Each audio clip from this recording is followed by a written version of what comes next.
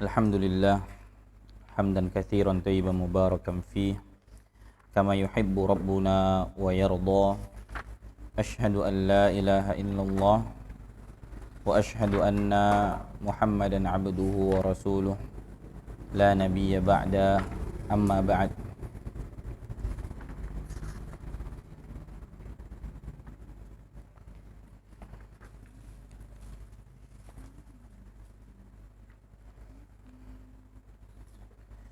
Baik, kita melanjutkan muqaddimah.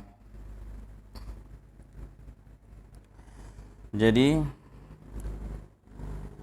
tadi dijelaskan bahwasannya bukan hanya manusia biasa yang mendapatkan ujian, akan tetapi manusia yang paling berat cobaannya itu ialah para nabi. Setelah mereka adalah orang-orang yang semisal dengan nabi, lalu yang semisal dengan mereka, yaitu para sahabat.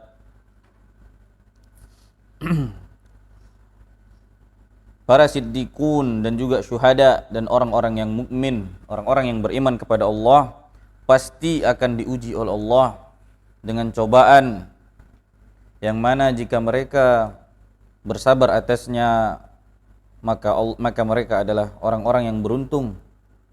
Sedangkan apabila mereka putus asa, lari dari rahmat Allah, seperti layaknya orang-orang munafik yang menyembah Allah akan tetapi mereka berada di tepi, yaitu apabila ia memperoleh kebajikan dari apa-apa yang mereka kerjakan, dari ketaatan-ketaatan yang mereka kerjakan, Allah memberikan balasan secara langsung, maka mereka akan memuji Allah, akan meninggikan Allah, memuji Allah, serta seperti mengatakan, ya Allah, Engkaulah yang maha mulia, yang memberikan segala nikmat, rizki serta karunia-Nya. Namun ketika ia diberi cobaan, ujian, ia kembali ke belakang, yaitu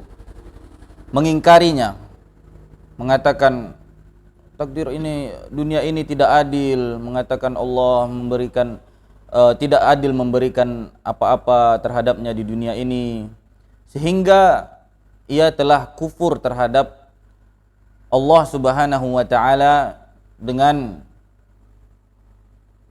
tidak sabar serta mengingkari, putus asa terhadap cobaan, ujian yang diberikan oleh Allah Subhanahu wa taala. Maka orang-orang tersebut adalah orang-orang yang merugi di dunia dan di akhirat. Saat ini kita dengan mudah menemukan orang-orang seperti itu, mengatakan takdir Allah tidak adil, mengatakan hidupnya tidak merasa indah, tidak merasa nyaman, sementara Allah memberikan kepadanya nikmat sehat, Allah memberikan kepadanya nikmat kelengkapan anggota tubuh, memberikan nikmat materi.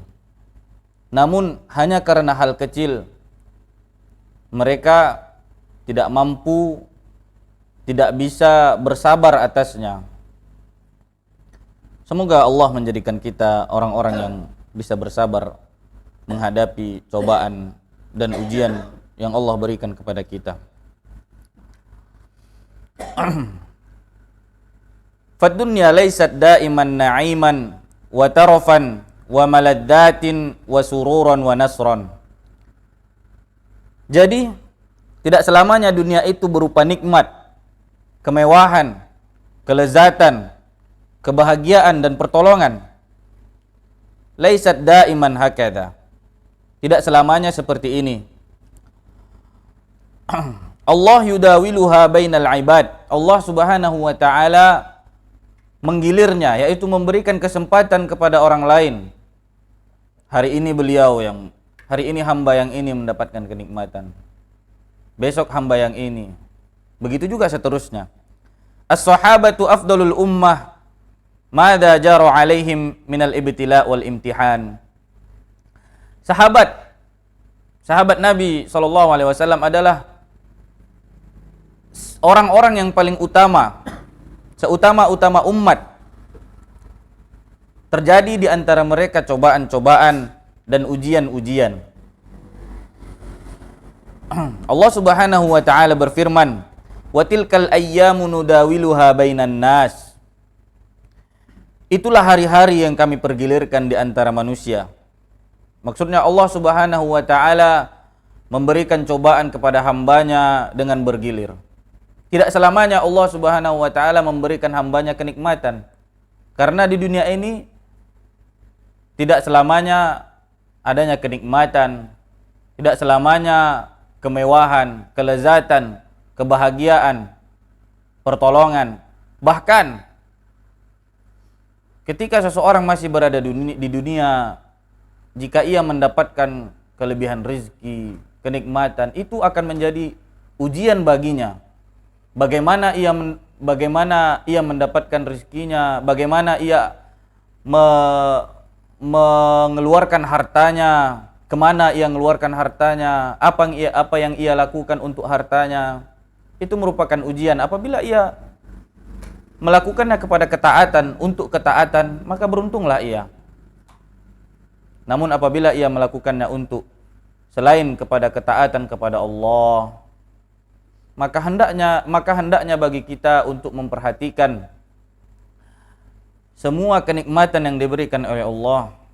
Karena semua ujian bukan berarti musibah. Akan tetapi ujian bisa saja Allah berikan melalui rezekinya, melalui kenikmatan yang Allah berikan kepada kita. Falyuwattinil 'abdu nafsuhu annahu idza batuliya fa inna hadza laisa khassan bihi. Sehingga hendaklah seorang hamba menenangkan jiwanya bahwa apabila ia diberikan cobaan, maka ini hadza laisa khassan bihi, maka ini bukan semata-mata hanya kepadanya. Fa hadza sabaqun li auliyaillah. Cobaan-cobaan tersebut, cobaan-cobaan Allah juga berikan kepada wali-wali Allah. Fayuwattinu nafsahu wa yasbiru wa yantazirul farja min Allah Ta'ala wal aqibatu lil muttaqin. Maka hendaknya dia menenangkan jiwanya, bersabar atasnya, dan menunggu kelapangan dari Allah Subhanahu wa Ta'ala. Dan akibat yang baik itu bagi orang-orang yang bertakwa. Jadi hendaknya kita bersabar ketika diuji. Hendaknya kita bersabar, tidak putus asa, tidak lari dari rahmat Allah ketika Allah Subhanahu wa Ta'ala menguji kita, sebesar apapun ujiannya. Karena akibat yang baik itu bagi orang-orang yang bertakwa. Wa qala asy-syekh wa idza atnaba istaghfara. Dan apabila ia berbuat dosa, ia memohon ampun.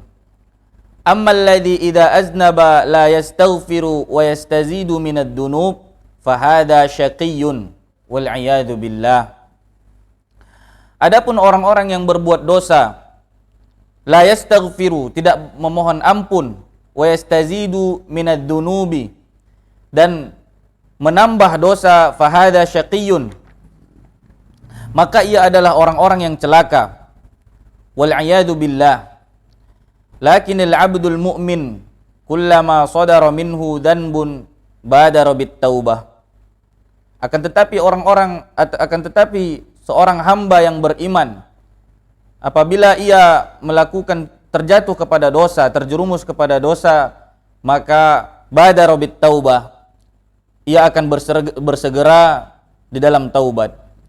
Allah Subhanahu wa Ta'ala berfirman, walladzina idza fa'alu fahishatan aw zalamu anfusahum dzakarullaha fastaghfaru lidunubihim wa may yaghfirud dunuba illallah.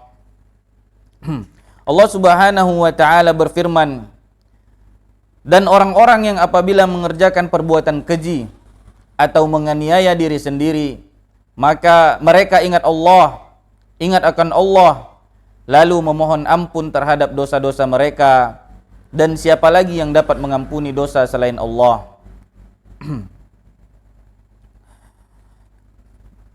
Allah Subhanahu wa taala berfirman, innamat taubatu 'ala Allah lilladina ya'maluna as-su'a bijahalatin thumma yatubuna min qaribin. Sesungguhnya taubat dari sisi Allah hanyalah taubat bagi orang-orang yang mengerjakan kejahatan lantaran kejahilan, yang kemudian mereka bertaubat dengan segera.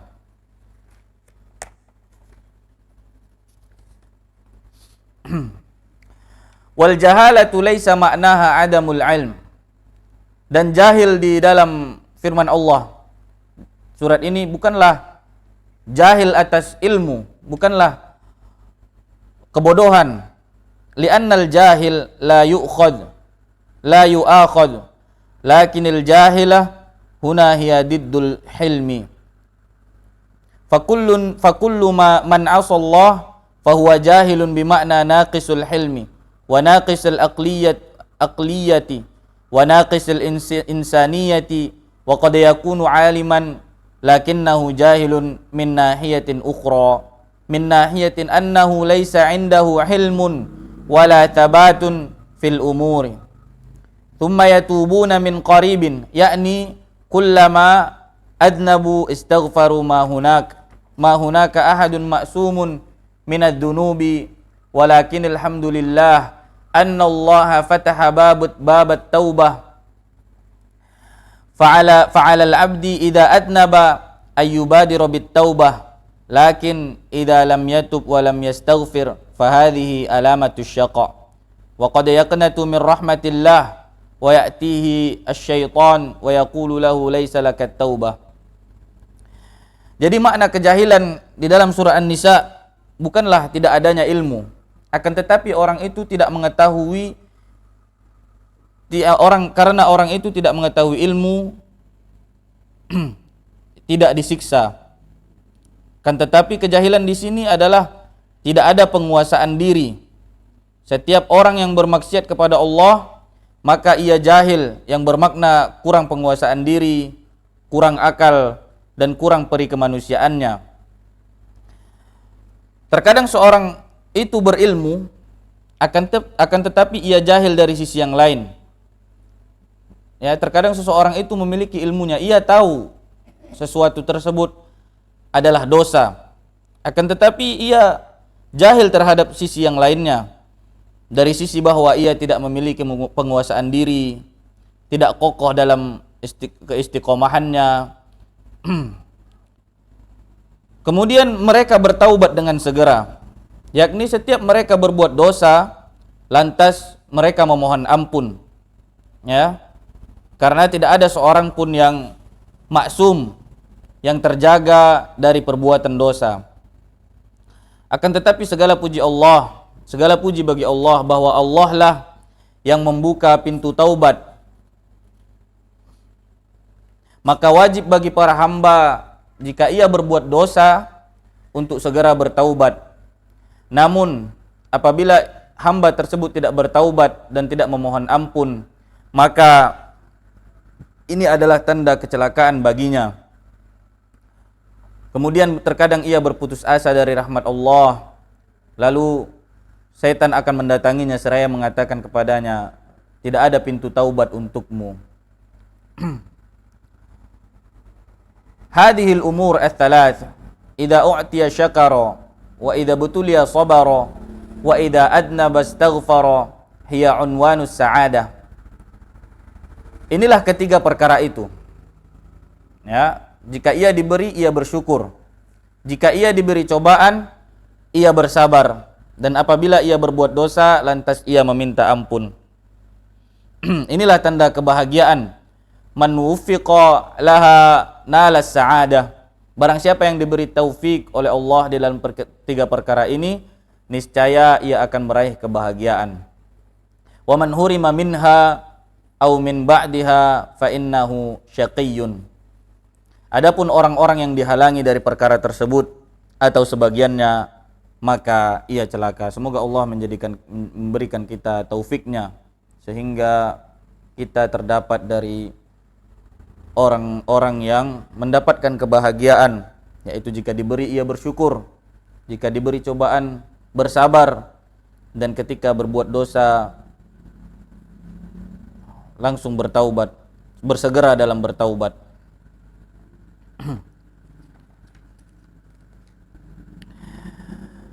I'lam arsyadakallah li ta'atih annal hanifiyyata millata Ibrahim an ta'budallah wahdahu mukhlishan lahuddin kama qala ta'ala wa ma khalaqtul jinna wal insa illa liya'budun.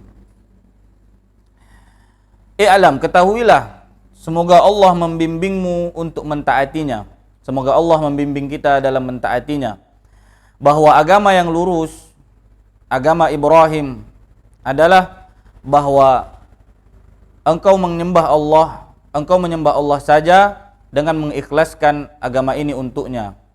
Jadi agama yang dibawa oleh Nabi Ibrahim ialah bahwasannya kita menyembah Allah saja dengan mengikhlaskan agama ini untuknya. Sebagaimana Allah Subhanahu wa taala berfirman, "Wa ma khalaqtul jinna wal insa illa liya'budun."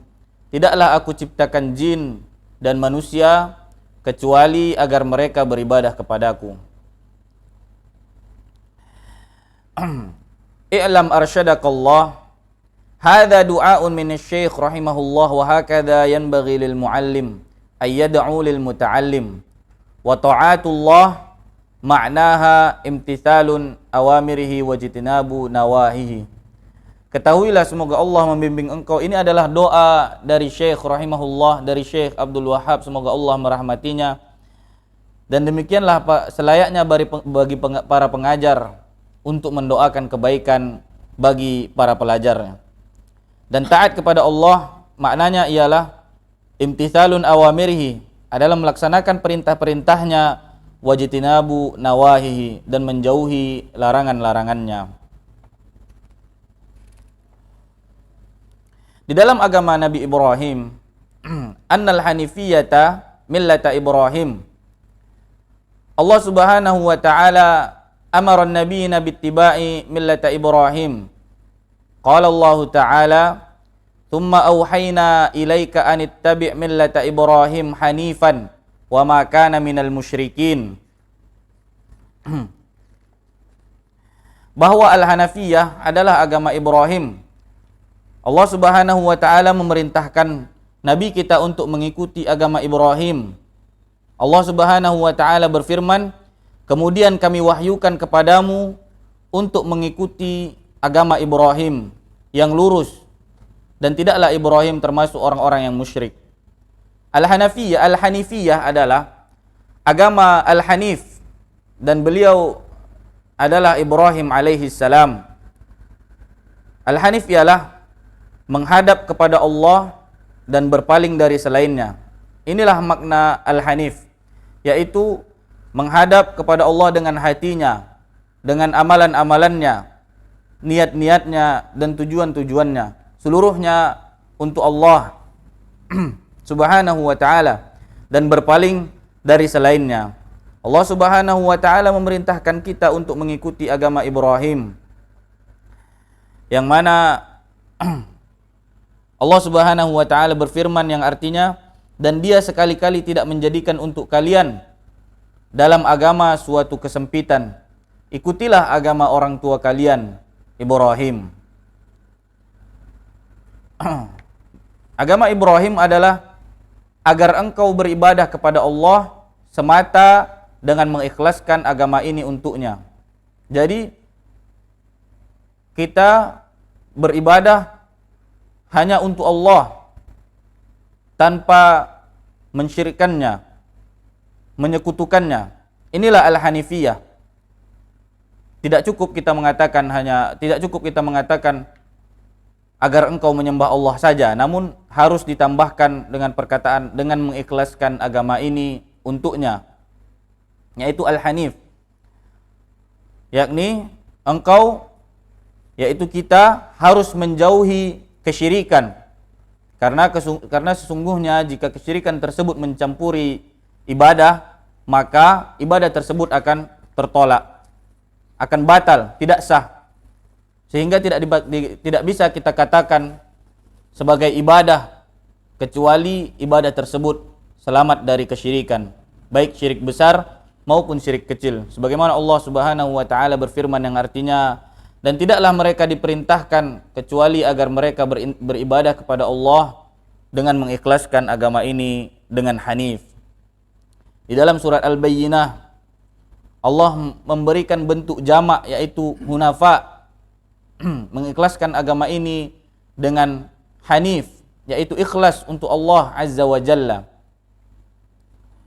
Ibadah inilah yang Allah perintahkan seluruh makhluk untuk melakukannya, sebagaimana Allah Ta'ala berfirman yang artinya yang artinya, dan tidaklah aku ciptakan jin dan manusia kecuali agar mereka beribadah kepadaku. Agar beribadah kepadaku di sini juga disebutkan maknanya ialah mengesahkanku dalam ibadah. Jadi hikmah dari penciptaan makhluk adalah agar mereka menyembah Allah Azza wa Jalla dengan mengikhlaskan agama untuknya. Jadi Allah Subhanahu wa taala menciptakan jin dan manusia tidak lain hanyalah untuk beribadah, yaitu beribadah kepada Allah dan mengikhlaskan agamanya hanya kepada Allah Azza wa Jalla. Sehingga orang yang beribadah kepada selain Allah, maka orang ini hakikatnya menyelisihi hikmah dari penciptaan makhluk dan menyelisih perintah serta syariat. Wa Ibrahim huwa abul anbiya alladzina ja'u min ba'dihi fakulluhum min dzurriyyatihi wa lihadza qala jalla wa ala wa ja'alna fi dzurriyyatihi an-nubuwah wal kitab fakulluhum min bani Israil hafidi Ibrahim alaihi salam illa Muhammad sallallahu alaihi wasallam fa innahu min dzurriyyati Ismail fa kullul anbiya min abna'i Ibrahim alaihi salatu wassalam takriman lahu. Dan Ibrahim adalah bapak para nabi yang datang setelah beliau. Mereka seluruhnya keturunan beliau, yaitu Ibrahim alaihi salam. Oleh karena itu Allah Jalla wa'ala berfirman yang artinya, dan telah kami jadikan kenabian dan kitab pada keturunannya. Mereka seluruhnya dari Bani Israel, cucu Ibrahim alaihissalam, kecuali Nabi Muhammad sallallahu alaihi wasallam karena beliau merupakan keturunan Ismail. Dan Allah Ta'ala menjadikan beliau sebagai pemimpin manusia, yaitu Ibrahim, yakni teladan. Allah berkata,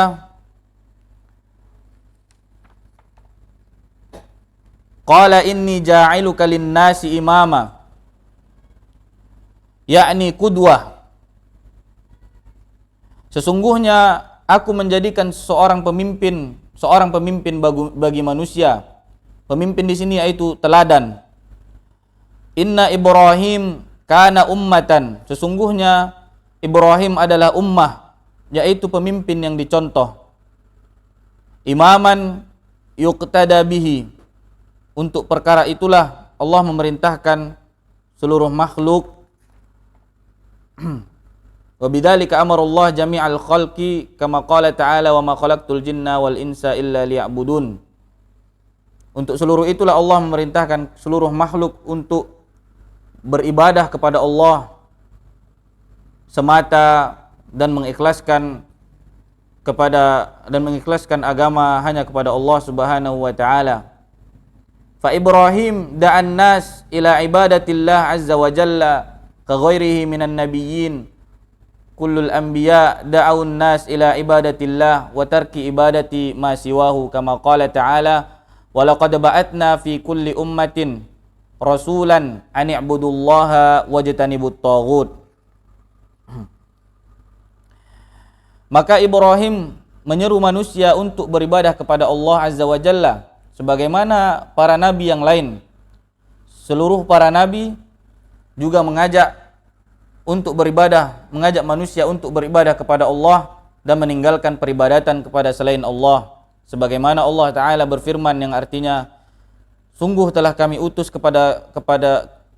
telah utus seorang rasul pada setiap umat agar menyeru beribadahlah kalian kepada Allah dan jauhilah taghut. Adapun syariat-syariat yang merupakan larangan, perintah dan larangan dan halal haram, maka syariat ini berbeda-beda dengan berbedanya umat-umat sesuai kebutuhan. Allah menetapkan suatu syariat kemudian menghapusnya dengan syariat yang lain hingga syariat Islam datang. Contohnya di syariat Nabi Musa, ketika seseorang berbuat dosa besar, ia diharuskan bunuh diri sebagai bentuk taubat kepada Allah. Namun ketika di syariat Nabi Muhammad SAW, Nabi kita, maka cukuplah dengan bertaubat, memohon ampun kepada Allah Subhanahu wa Ta'ala. Ini merupakan perbedaan syariat yang mana Allah Subhanahu wa Ta'ala telah menghapusnya dari syariat kita, yaitu syariat yang dibawa oleh Nabi Muhammad SAW. Namun setiap para nabi membawa atau memiliki tujuan yang sama, yaitu memerintahkan manusia beribadah hanya kepada Allah, yaitu bertauhid, mengesahkan Allah Azza wa Jalla dan ikhlas kepada Allah. Adapun syariat tiap umat memanglah berbeda-beda dan telah dihapus. Akan tetapi tauhid dan akidah dari Nabi Adam sampai Nabi Muhammad SAW tetaplah sama, yaitu mengajak manusia untuk menyembah Allah dan menjauhi kesyirikan. Adapun kita mengamalkan syariat-syariat yang dibawa oleh Nabi SAW, syariat yang dibawa dalam Islam merupakan keharusan bagi kita. Namun mengamalkan syariat yang telah dihapus bukan merupakan ibadah kepada Allah Azza wa Jalla. Sebagaimana syariat Nabi Musa yang kita sebutkan sebagai contoh tadi.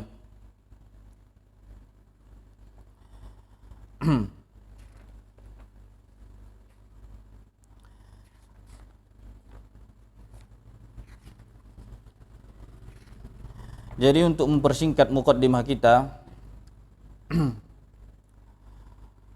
tujuan dari 4 kaidah dasar dalam memahami tauhid, yaitu al-qawaidul arba', ialah yang pertama itu tujuan kita diciptakan.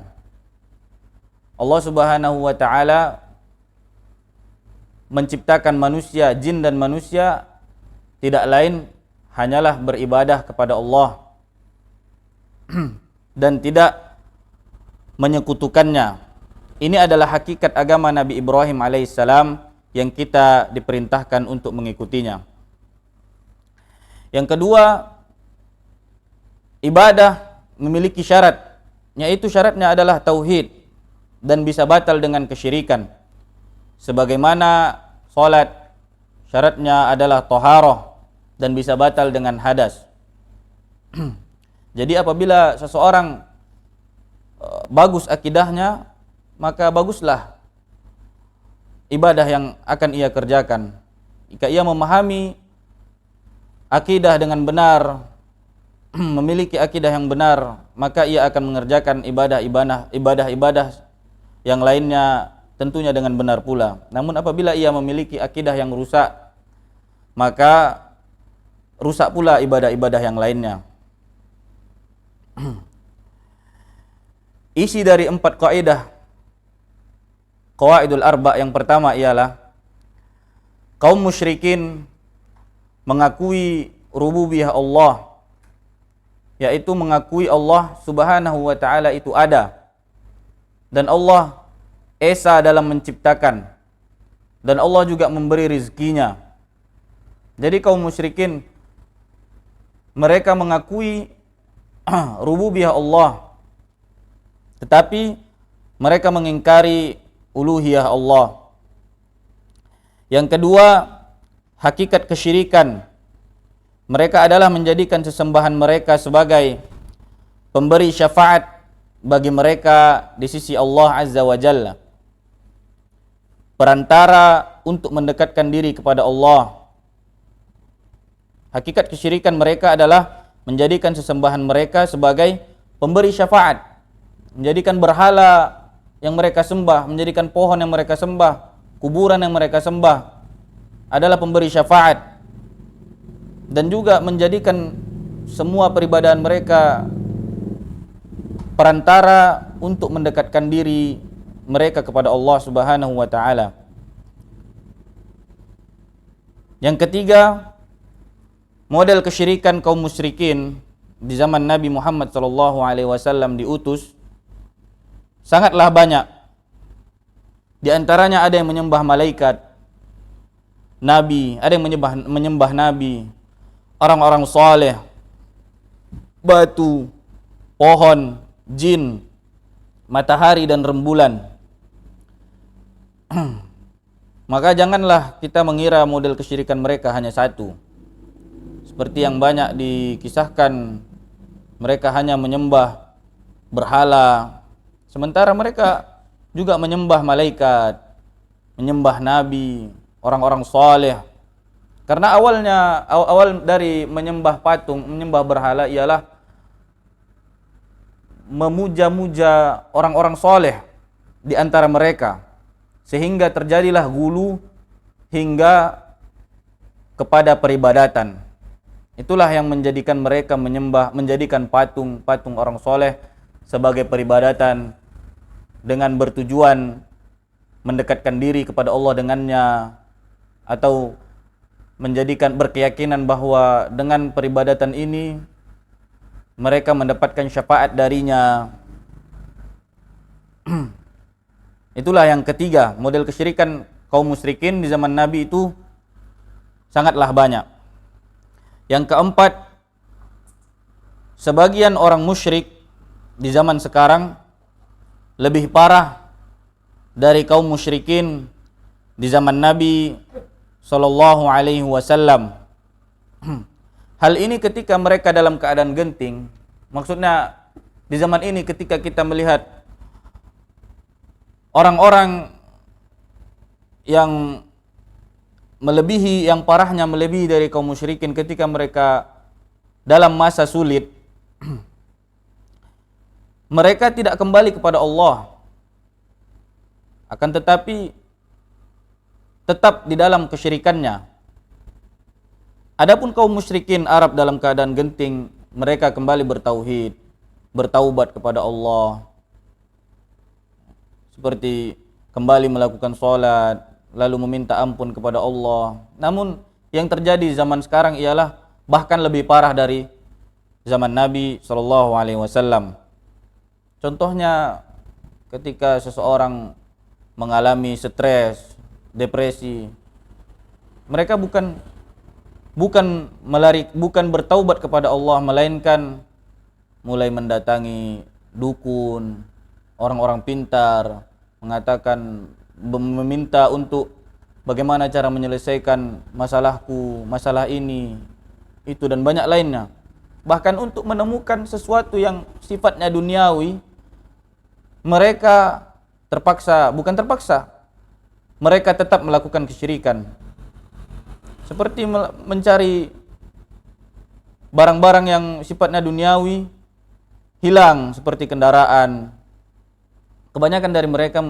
Kebanyakan orang-orang yang di zaman ini tidak berdoa, tidak meminta kepada Allah, akan tetapi meminta kepada dukun, orang-orang pintar. Inilah yang disebut parah, melampaui atau lebih parah daripada zaman Nabi sallallahu alaihi wasallam. Mungkin hanya ini kita cukupkan di malam ini. Sekian, dan akan dilanjutkan pembahasan kaidah yang pertama di pertemuan selanjutnya. Dan anak kira tidak perlu tanya jawab. Wa sallallahu ala nabiyyina Muhammad. Kita akhiri dengan doa kafaratul majlis. Subhanaka Allahumma wa bihamdik, asyhadu an la ilaha illa anta, astaghfiruka wa atubu ilaik. Wassalamu alaikum warahmatullahi wabarakatuh.